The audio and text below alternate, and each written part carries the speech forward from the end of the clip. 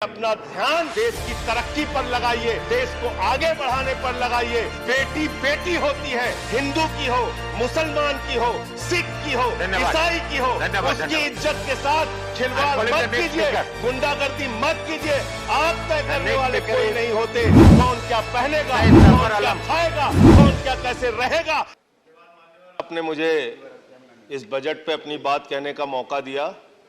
Sir, मैं इस budget पे और इनके डिजिटल इंडिया पे राजीव जी की एक कविता है, वो एक बड़े अच्छे कवि हैं, उन्होंने लिखा है, वो सदन के सामने सुनाना चाहूंगा। खाओ डिजिटल, गाओ डिजिटल, देश का बैंड बजाओ डिजिटल, रुपया डिजिटल, बैंक भी डिजिटल और सेना का टैंक भी डिजिटल। बच्चे पाए डिजिटल शिक्षा और फिर मांगे डिजिटल भिक्षा। बच्चे पाए डिजिटल शिक्षा और फिर मांगे डिजिटल भिक्षा।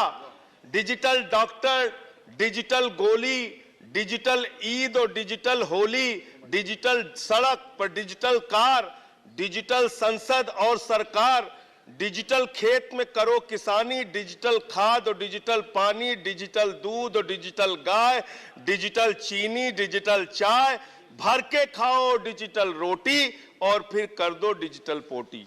ये इस बजट के बारे में एक कवि की प्रतिक्रिया है मान्यवर। और जो इस सरकार के दावे हैं, अब उस पर थोड़ी बात कर लेते हैं मान्यवर। इन्होंने कहा है कि 60 लाख नौकरियां देंगे।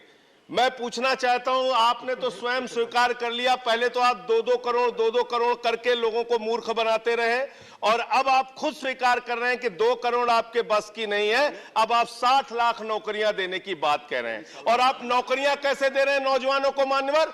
35,000 रेलवे भर्ती के लिए 1 करोड़ नौजवानों ने उसमें फॉर्म भरा और उसके बाद जब उसका परिणाम आता है उसमें घोटाला और गड़बड़ी की जाती है। जब वो नौजवान सड़क पर नौकरी मांगने के लिए निकलते हैं, उनको लाठियों से पिटवाया जाता है प्रयागराज में, उनको पटना में लाठियों से पिटवाया जाता है, घर में घुस के लाठियों से पीट पीट के आप नौकरी दे रहे हैं, आंसू गैस के गोले छोड़ छोड़ के आप नौकरी दे रहे हैं। आप कर्मचारियों की बात इस बजट में कर लीजिए मान्यवर। जब कर्मचारियों की चर्चा होती है, पूरे देश के कर्मचारियों की एक ही मांग है, पुरानी पेंशन की बहाली की जाए, पुरानी पेंशन की बहाली की जाए। 40 दिन कोई सांसद और विधायक रह लेता है, पूरे जीवन भर उसको पेंशन मिलती है। 40 साल कोई कर्मचारी नौकरी करता है, उसकी पेंशन आपने खत्म कर दी।